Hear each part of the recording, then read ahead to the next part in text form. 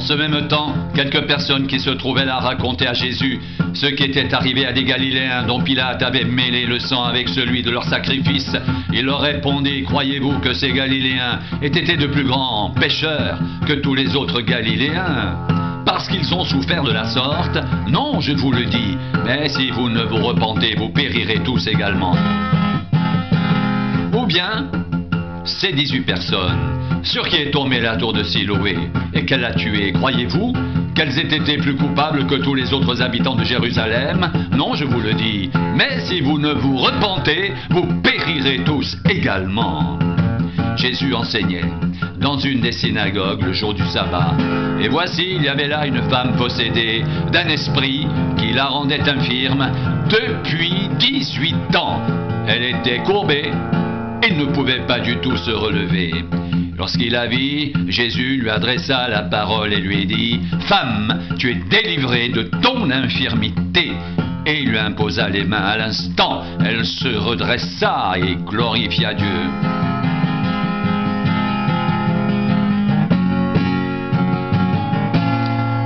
Le chef de la synagogue, indigné de ce que Jésus avait opéré cette guérison un jour de sabbat, dit à la foule: il y a 6 jours pour travailler, venez donc vous faire guérir ces jours-là et non pas le jour du sabbat. Hypocrite, lui répondit le Seigneur, est-ce que chacun de vous le jour du sabbat ne détache pas de la crèche son bœuf ou son âne pour le mener boire? Et cette femme, qui est une fille d'Abraham, et que Satan tenait liée depuis 18 ans, ne fallait-il pas la délivrer de cette chaîne le jour du sabbat?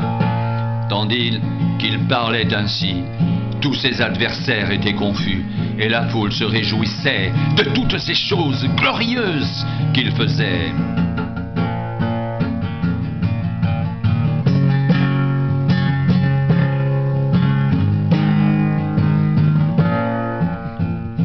Jésus traversait les villes et les villages enseignant et faisant route vers Jérusalem. Quelqu'un lui dit: « Seigneur, n'y a-t-il que peu de gens qui soient sauvés ?» Il leur répondit: « Efforcez-vous d'entrer par la porte étroite, car je vous le dis, beaucoup chercheront à entrer et ne le pourront pas. » Quand le maître de la maison se sera levé et aura fermé la porte, et que vous, étant dehors, vous commencerez à frapper à la porte en disant: « Seigneur, ouvre-nous !» Il vous répondra: « Je ne sais d'où vous êtes. » Alors vous vous mettrez à dire: « Nous avons mangé et bu devant toi, et tu as enseigné dans nos rues. » Et il répondra: « Je vous le dis, je ne sais d'où vous êtes. Retirez-vous de moi, vous tous, ouvriers d'iniquité. » C'est là qu'il y aura des pleurs et des grincements de dents. Quand vous verrez Abraham, Isaac et Jacob et tous les prophètes dans le royaume de Dieu, et que vous serez jetés dehors, il en viendra de l'Orient et de l'Occident, du Nord et du Midi, et ils se mettront à table dans le royaume de Dieu. Et voici, il y en a les derniers qui seront les premiers, et des premiers qui seront les derniers.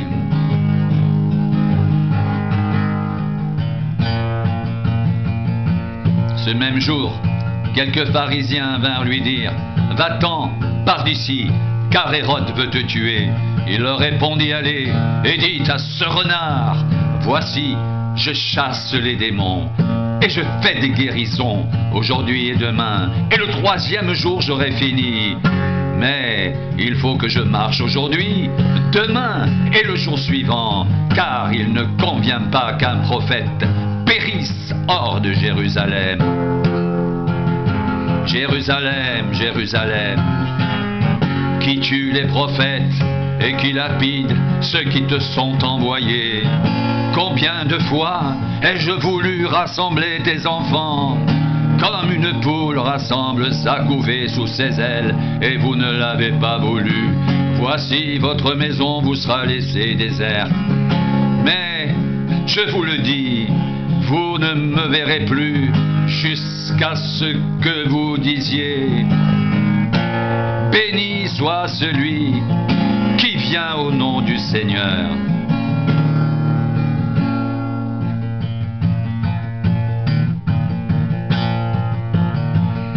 Jésus étant entré un jour de sabbat dans la maison de l'un des chefs des pharisiens pour prendre un repas, les pharisiens l'observaient. Et voici un homme hydropique était devant lui. Jésus prit la parole et dit aux docteurs de la loi et aux pharisiens: est-il permis ou non de faire une guérison le jour du sabbat? Ils gardèrent le silence. Alors Jésus avança la main sur cet homme, le guérit et le renvoya.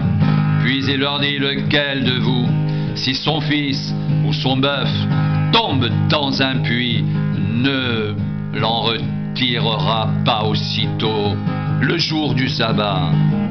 Et ils ne purent rien répondre à cela. Il adressa ensuite une parole aux conviés en voyant qu'ils choisissaient les premières places. Et il leur dit: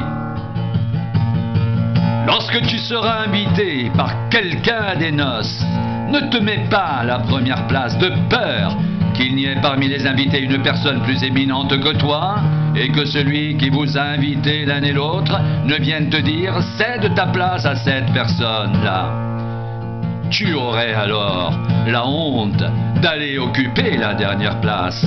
Mais lorsque tu seras invité, va te mettre à la dernière place, afin que, quand celui qui t'a invité viendra, il te dise: mon ami, monte plus haut. Alors cela te fera honneur devant tous ceux qui seront à table avec toi. Car quiconque s'élèvera sera abaissé, et quiconque s'abaisse sera élevé.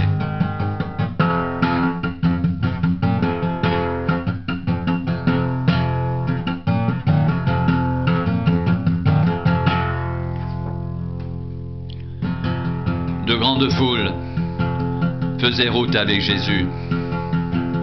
Il se retourna et leur dit: si quelqu'un vient à moi sans me préférer à son père, à sa mère, à sa femme, à ses enfants, à ses frères et à ses sœurs, et même à sa propre vie, il ne peut être mon disciple. Et quiconque ne porte pas sa croix et ne me suit pas, ne peut être mon disciple. Car lequel de vous, s'il veut bâtir une tour, ne s'assied d'abord pour calculer la dépense et voir s'il a de quoi la terminer, de peur qu'après avoir posé les fondements, il ne puisse l'achever et que tous ceux qui le verront ne se mettent à le railler en disant: cet homme a commencé à bâtir et il n'a pu achever.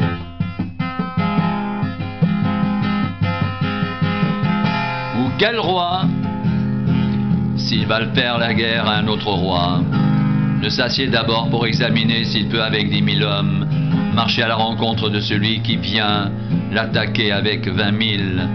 S'il ne le peut, tandis que cet autre roi est encore loin, il lui envoie une ambassade pour demander la paix. Ainsi donc, quiconque d'entre vous ne renonce pas à tout ce qu'il possède ne peut être mon disciple.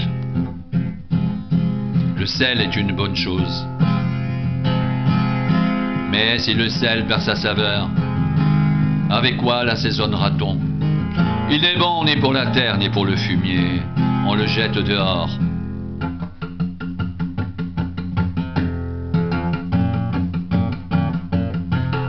Que celui qui a des oreilles pour entendre, entende.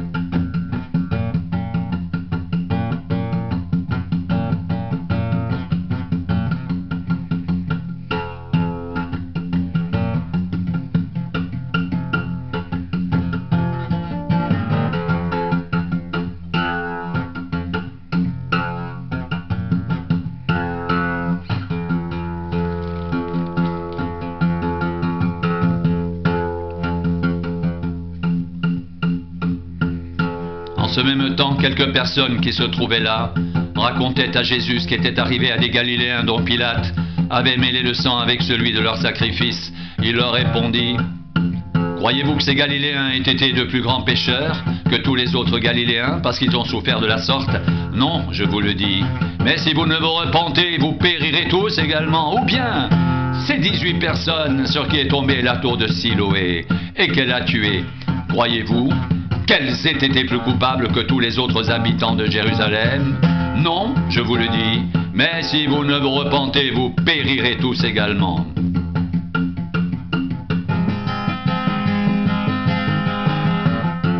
Jésus traversait les villes et les villages enseignant et faisant route vers Jérusalem. Quelqu'un lui dit: Seigneur, y a-t-il que peu de gens qui soient sauvés?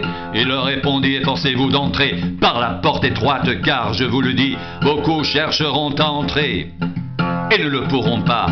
Quand le maître de la maison se sera levé et aura fermé la porte, et que vous, étant dehors, vous commencerez à frapper à la porte en disant: Seigneur, Seigneur, ouvre-nous, il vous répondra: je ne sais d'où vous êtes. Alors, vous vous mettrez à dire: nous avons mangé et bu devant toi, et tu as enseigné dans nos rues. Et il répondra: je vous le dis, je ne sais d'où vous êtes. Retirez-vous de moi, vous tous ouvriers d'iniquité. C'est là qu'il y aura des pleurs et des grincements de dents. Quand vous verrez Abraham, Isaac et Jacob et tous les prophètes dans le royaume de Dieu, et que vous serez jetés dehors, il en viendra de l'Orient et de l'Occident, du Nord et du Midi, et ils se mettront à table dans le royaume de Dieu. Et voici, il y en a des derniers qui seront les premiers, et des premiers qui seront les derniers.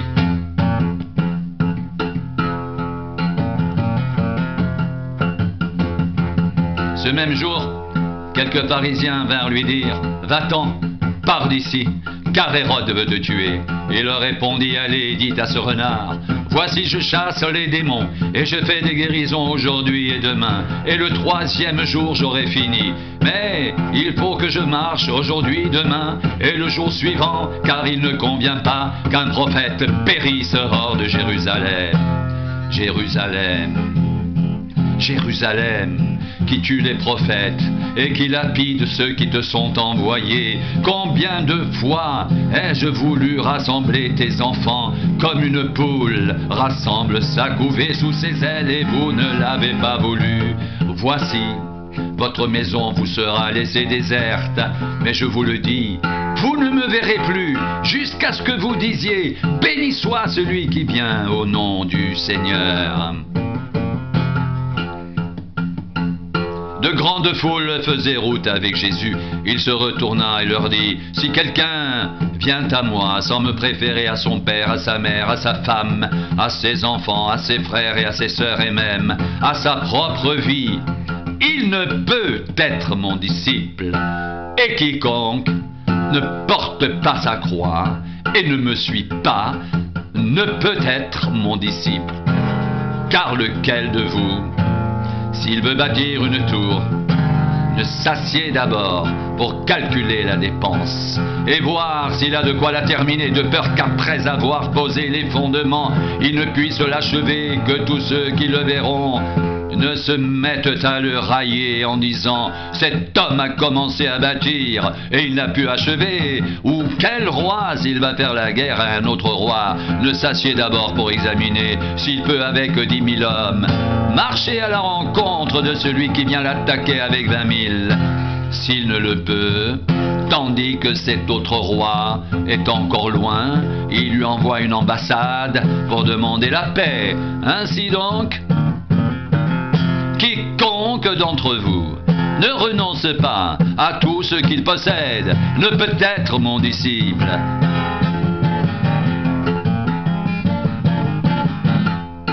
Le sel est une bonne chose, mais si le sel perd sa saveur, avec quoi l'assaisonnera-t-on? Il n'est bon ni pour la terre, ni pour le fumier.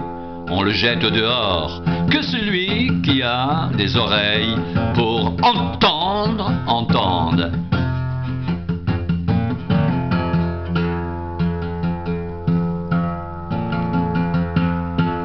Tous les publicains et les gens de mauvaise vie s'approchaient de Jésus pour l'entendre. Et les pharisiens et les scribes murmuraient, disant, « Cet homme accueille des gens de mauvaise vie et mange avec eux. » Mais il leur dit cette parabole. « Lequel d'entre vous, s'il a 100 brebis et qu'il en perde une, ne laisse les 99 autres dans le désert pour aller à la recherche de celle qui est perdue jusqu'à ce qu'il la trouve. Lorsqu'il l'a trouvée, il la met avec joie sur ses épaules.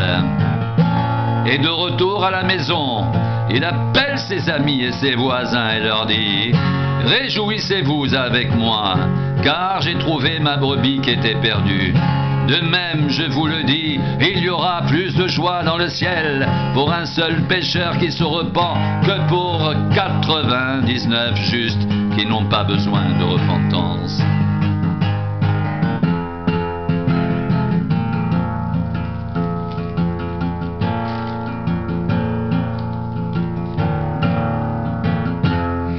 Jésus traversait les villes et les villages, enseignant et faisant route vers Jérusalem. Quelqu'un lui dit, « Seigneur, n'y a-t-il que peu de gens qui soient sauvés ?» Il leur répondit, « Efforcez-vous d'entrer par la porte étroite, car, je vous le dis, beaucoup chercheront à entrer et ne le pourront pas, quand le maître de la maison se sera levé et aura fermé la porte, et que vous, étant dehors, vous commencerez à frapper à la porte en disant, « Seigneur, Seigneur, ouvre-nous !» Et il vous répondra, « Je ne sais d'où vous êtes. » Alors, vous vous mettrez à dire, « Nous avons mangé et bu devant toi, et tu as enseigné dans nos rues. » Et il répondra, « Je vous le dis, je ne sais d'où vous êtes. Retirez-vous de moi, vous tous ouvriers d'iniquité. » C'est là qu'il y aura des pleurs et des grincements de dents quand vous verrez Abraham, Isaac et Jacob et tous les prophètes dans le royaume de Dieu et que vous serez jetés dehors. Il en viendra de l'Orient et de l'Occident, du Nord et du Midi, et ils se mettront à table dans le royaume de Dieu. Et voici, il y en a des derniers qui seront les premiers, et des premiers qui seront les derniers.